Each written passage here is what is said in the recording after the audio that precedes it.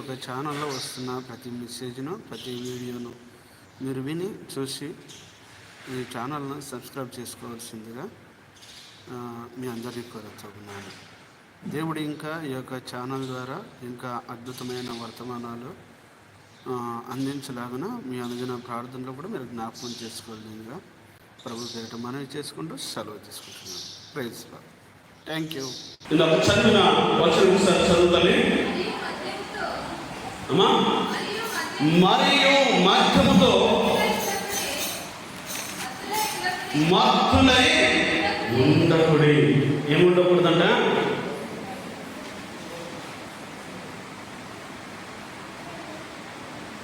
ఏముండకూడదు తల్లి? వింటారా మీ వాక్యం? దేనితో మత్తులై ఉండకూడదు? మధ్యముతో మత్తులై ఉండకుడి అని వాక్యం సెలవిస్తుంది. నేను దేనితో మత్తులుగా ఉంటూ ఉన్నానంటే, దేనితో మత్తులుగా మార్చబడుతూ ఉన్నానంటే ప్రియులారా గమనించండి, మద్యము చాలా ప్రమాదకరమైనది. మద్యము మంచిదా చెడ్డదా? మద్యం మంచిదా చెడ్డదమ్మా? అమ్మా,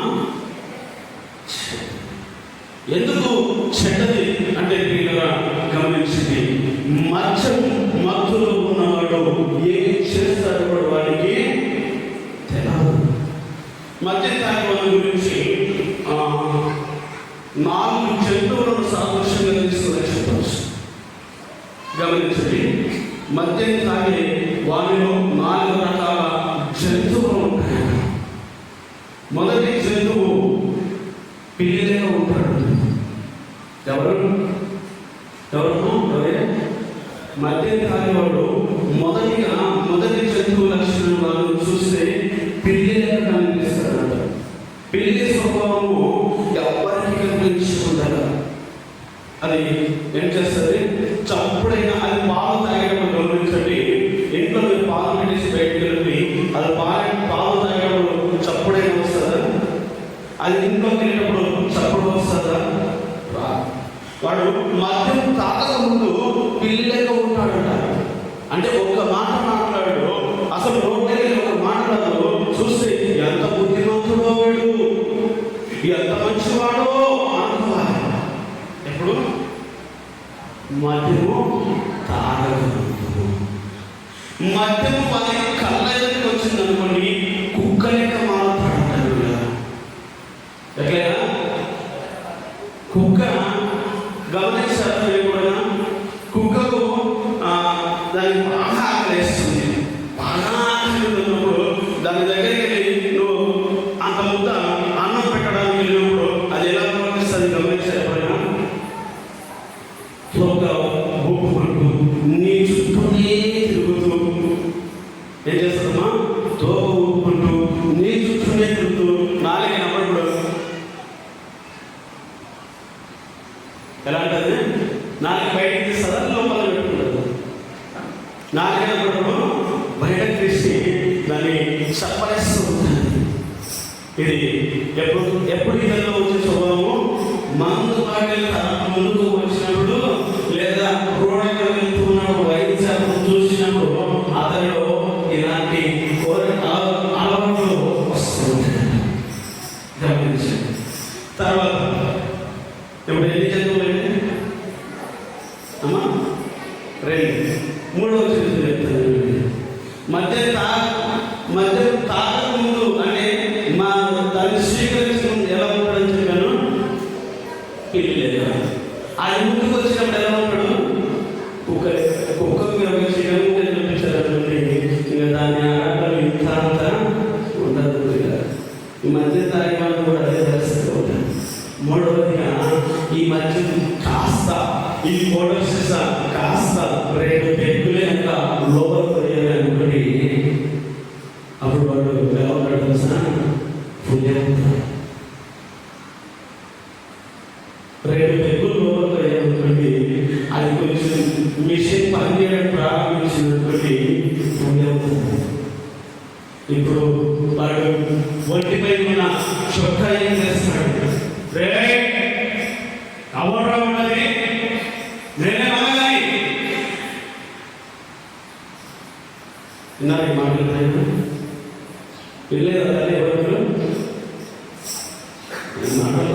మనం శిల్పిగా ఎలాగైతే మాట్లాడుకుంటూ మౌనంగా ఉంటారో ఆ శిల్పిలో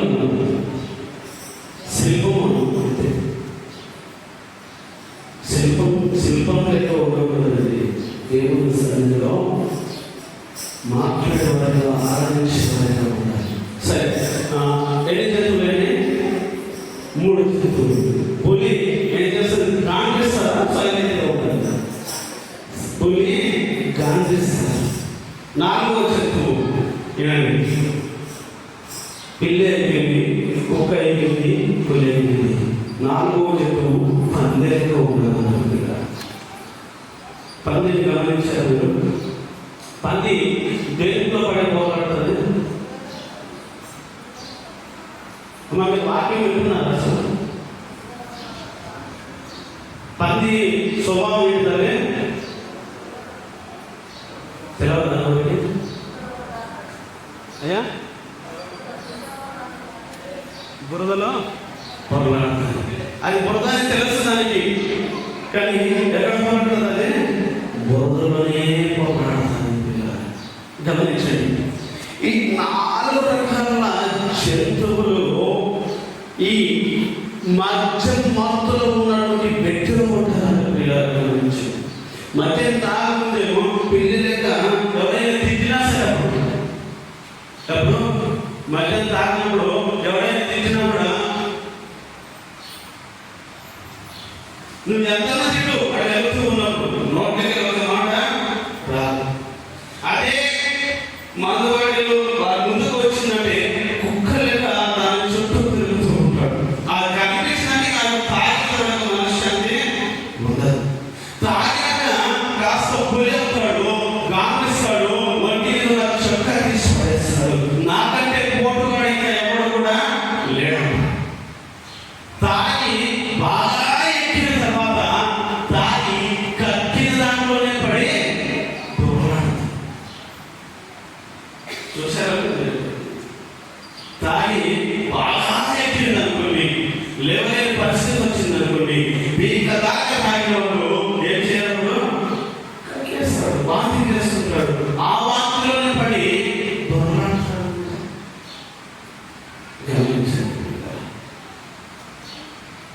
నేను దేవుని నమ్మకంతో సృష్టికర్త అయిన నా కొరకు ప్రాణం పెట్టినటువంటి క్రీస్తు యేసు ప్రభువును సొంత రక్షకునిగా అంగీకరించుకుంటూ భయంకరమైన మద్యపానం గమనించండి. సాయంత్రం 7 గంటలకు వెళ్ళి మందు షాపులో కూర్చుంటే, సాయంత్రం 7 గంటలకు వెళ్ళి దాంట్లో కూర్చుంటే మధ్యరాత్రి 12, 1 మధ్యరాత్రి 12, 1 అది తాగి జీర్ణించుకుని అక్కడి నుంచి లేచి ఇంటికి వచ్చింది. భయంకరమైన మద్యపానం. ఒకటే అనుకున్న త్వరలో, కానీ దేవుడు తన కృప చూపించి వాటి అన్నిటి వినిపించారు. దేవునికి మహిమ కలుగుగాక. ప్రియులారా, అంత భయంకరమైన మద్యపానీయంగా ఉన్న నేను ఒకసారి హైదరాబాద్ ప్రాంతంలో జియాగూడ అని ఉంటారు, ఏరియా పేరు జియాగూడ అని ఉంటారు. ఆ ప్రాంతంలో నేను ఎక్కువ ఉన్నాను. 10 ఏళ్ళు అక్కడ ఉండేవాడిని. ఒక ఇల్లు ఉండేది. ఆ ఇంటిని అనుకుని ఆంజనేయుడి గుడి ఉండేది. ఇప్పుడు నేను దానిపైన రూమ్ తీసుకున్నాను. ఆ రూమ్ తీసుకున్నాను, ఎవరు లేదు, నేను సింగిల్గానే ఉండేవాడిని. నా రూమ్లో నేను సింగిల్గానే ఉండేవాడిని. ఆ గుడిలోకి వెళ్ళే పైకి వెళ్ళాలి. ఎక్కడికి వెళ్ళాలమ్మా?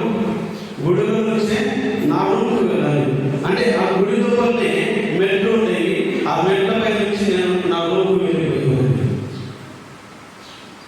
గమనించండి, ఆ రూమ్లోకి వెళ్ళిన నేను అక్కడే తాగాలి. ఎవరు వచ్చేది లేదు, ఎవరు పలకరించేది లేదు, ఎవరు అడిగేది లేదు. ఏమి తాగినా, ఏమి తిన్నా, ఏమి చేసినా అడిగేది నాతో లేదు. కొన్నిసార్లు ఇది ఎక్కువైపోయి అక్కడే కలుపుకునేవాడిని, అక్కడే మాది కూడా చేసుకునే వాడి. అంటే మధ్యమంతులో ఉన్నటువంటి వానికి వాడు ఏ పరిస్థితుల్లో ఉన్నాడో కూడా వానికి అర్థం కాదు. అలాంటి మత్తులో ఉన్న ఒక వ్యక్తి వస్త్రహీనుడిగా పడిపోయాడంట. పరిశుద్ధ గ్రంథంలో చెప్పింది వస్త్రహీనుడిగా పడిపోయాడట. మధ్యమత్తులో ఇదిగో తాను ఎంతో దేవుని మాటకి ఏదో చూపించాడు. ఇదిగో భూమిపైన సకల జీవరాశులను మరి భూమిపైన మనుషులందరినీ దేవుడు తొలిచేయాలనుకున్నప్పుడు అది ఒక ప్రాముఖ్యమైన పనిముట్టుగా వాడుకున్నాడు. ఎవరైనా నోవా. ఒకసారి 9వ అధ్యాయము 21వ వచనం చూడండి. ఆదికాండం 9వ అధ్యాయము. పిమ్మట ద్రాక్షారసము తాగి మత్తుడై గుడారంలో వస్త్రహీనుడై ఉండెను. అప్పుడు కానానుకు తండ్రి అయిన హాము తన తండ్రి వస్త్రహీనుడై ఉండుట చూసి బయటనున్న తన ఇద్దరు సహోదరులకు ఆ సంగతి తెలిపెను. అప్పుడు షేమును యాపేతును వస్త్రం ఒకటి తీసుకుని తమ ఇద్దరి భుజముల మీద వేసుకుని వెనుకకు నడిచి వెళ్ళి తమ తండ్రి దిశములపైన కప్పిరి. వారి ముఖములు వెనక తట్టు ఉండట వలన తమ తండ్రి దిశములను చూడలేదు. అప్పుడు నోవాహు మత్తు నుండి మేలుకొని తన చిన్న కుమారుడు చేసిన దానిని తెలుసుకుని కానాను శపించబడిన వాడి తన సహోదరులకు దాసుడగుననెను. చాలు. ఇక్కడ ఈ విషయం మీరు గమనించారా? మధ్యముతో మత్తుడై వస్త్రహీనుడిగా పడ్డదెవరు? మద్యముతో మత్తుడై ఒంటిపైన నూలు పోగు కూడా, నూలు పోగంటే మీకు అర్థమవుతుందో లేదు, ఒంటిపైన ఒక బట్ట కూడా లేకుండా, కనీసం మన భాషలో చెప్పాలంటే ఒంటిపైన మొలతాడ కూడా లేకుండా పడిపోయాడు పిల్ల. పొరపాటు ఇప్పుడు మధ్యలో పడిన తండ్రినా లేకపోతే తమ దృష్టిలో చూడకూడదన్నటువంటి చిన్న కుమారుడా? అర్థం చదువు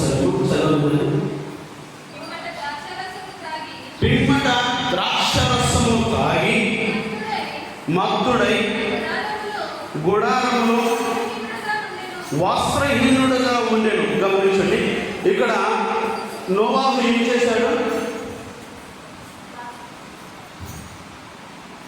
అక్కడే ఇప్పుడు చదువుతూనే ఉన్నాడమ్మా. ద్రాక్షరసం తాగిండు, బాగా మత్తెక్కిన ఈ యొక్క మద్యపాన్ని తాగుతూ, గమనించండి ఈ మాట వాడుతున్నాడు, ఈ తాగుతూ చేసిన పొరపాటుని ఇతరులు చేసిండు. ఇప్పుడు శపించేది ఏంటంటే తన కుమారుడు శపిస్తూ ఉన్నాడు. వస్త్రహీనుగా పడిపోయిన ఇతన్ని తన కుమారుడు చిన్న కుమారుడు చూసినప్పుడు కొంత భయపడవచ్చు, జడిసినచ్చు.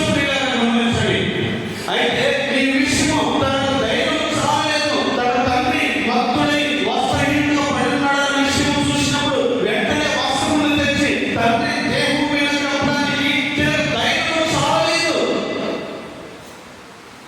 అర్థమవుతుంది అన్నమాట. ఇతడు వస్త్రహీనుగా పడిన చూసిన కొడుకు వెంటనే ఏం చేయాలో అర్థం కాక భయంతో వెంటనే వెళ్ళి తన అన్నలకు చెప్తూ ఉన్నాడు, అన్న అమ్మ, ఇదిగో మన నాన్న ఇలా మత్తుడై వస్త్రహీనుగా పడినాడురా, రండి అతని పైన వస్త్రాలు కప్పడం నాకు భయం వేస్తుంది అని ఈ చిన్న కుమారుడు చెప్పి తన అన్నలను తీసుకెళ్లి వస్త్రములు తన జిస్మ పైన వేయించినట్టుగా ఈ మత్తుతో ఉన్నటువంటి, ఈ తాగుబోతుగా ఉన్నటువంటి ఈ యొక్క నోవాహు లేచి ఏమి చేస్తున్నాడు అంటే ఈ యొక్క చిన్న కుమారుడు మెచ్చుకోవాల్సిందిపోయి, నాయనా ఇదిగో నేను ఇలా ఉండడాన్ని బట్టి నువ్వు చూసి నీ అన్నదారైన వస్త్రాన్ని నాకు కప్పించావు అని తన కుమారుడిని మరి మెచ్చుకోవాల్సిందిపోయి ఏం చేస్తున్నాడు? ఇప్పుడు శపిస్తున్నాడు. ఎవరి పొరపాటు? కుమారుడా తండ్రిదా? తండ్రి నేను చాలా కుటుంబాల్లో ఈ మత్తుతో ఉండే మద్యపానంతో ఉండేటువంటి ఈ యొక్క మరి తాగుబోతుల పరిస్థితులను చూస్తే కూడా ఇలాగే ఉన్నారు. దున్నపోతుల అడ్డమైనంత తాగేసి ఏది దొరికితే ఇష్టం వచ్చినది తాగేసి వారు ఇంట్లో ఇష్టం వచ్చినట్టుగా ఇంటిపైన వస్త్రం లేకుండా పడి ఉంటే కొన్నిసార్లు నాయ్ తప్పురా ఇలా చేస్తే మేమంతా ఏమైపోతాము, కుటుంబం ఏమైపోతామని ఇంట్లో వాళ్ళు ఎవరైనా గట్టిస్తే, ఇంట్లో వాళ్ళు ఎవరైనా చెప్తే వారిపైన విరుచుకున్నారు, వారిని నిందిస్తూ ఉన్నారు. ఇదిగో నువ్వన్నా చెప్పండి,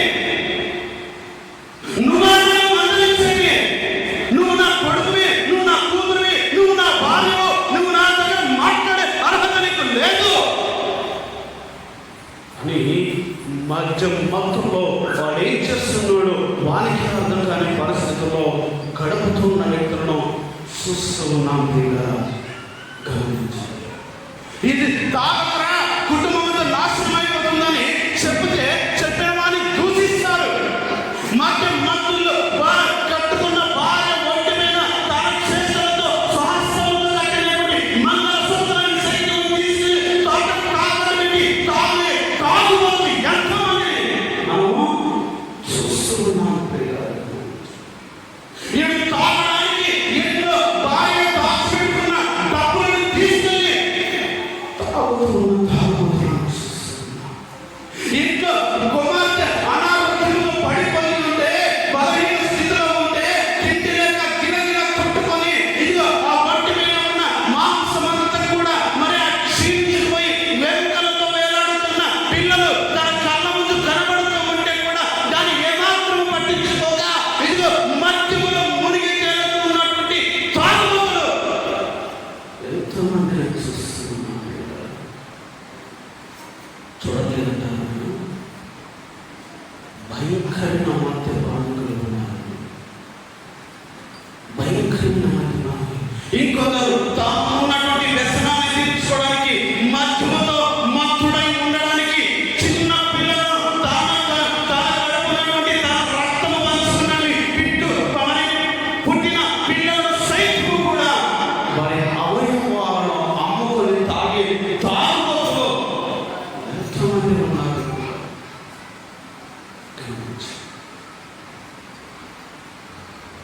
చిన్న పిల్లలను తన రక్తం పంచుకొని పుట్టినటువంటి పిల్లలను వీడు మత్తు ఇదిగో కోటల శిక్షతో ఫుల్ బాటిల్తో ఆశపడి పిల్లలను కూడా అమ్మేసి తాగేటటువంటి తాగుబోతులు ఎంతోమంది.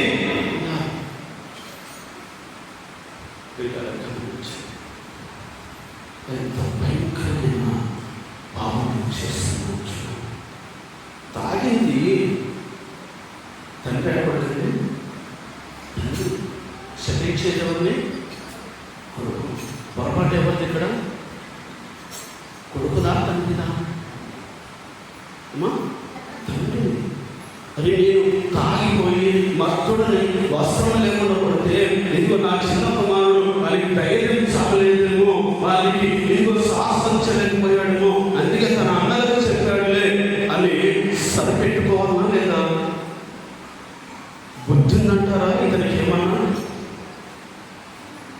ముగ్గురు కోడళ్ళు ముగ్గురు కొడుకులు కలిగినటువంటి ఈ వ్యక్తి బుద్ధి లేకుండా అడ్డగాడిద ఏ పడితే తిన్నట్టుగా మరి కొన్నిసార్లు పందులు దేని పడితే దాన్ని తిన్నట్టుగా పందులు పెట్టలు తింటాయి. ఆ పెట్టలు తిన్నట్టుగా ఈ మధ్యమాన్ని పెట్టలు తినడానికి తింటూ ఉన్నాడు, తాగుతూ ఉన్నాడు.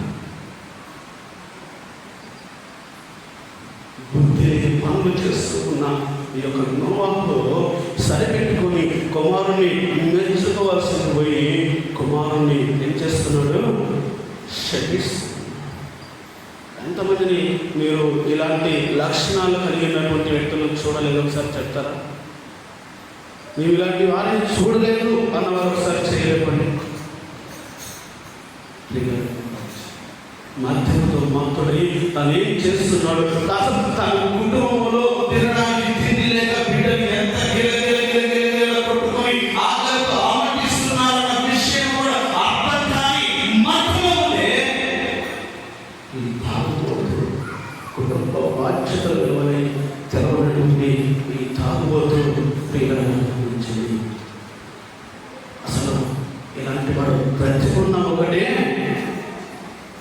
బ్రతికున్న ఒకటే, చచ్చిన ఒకటే.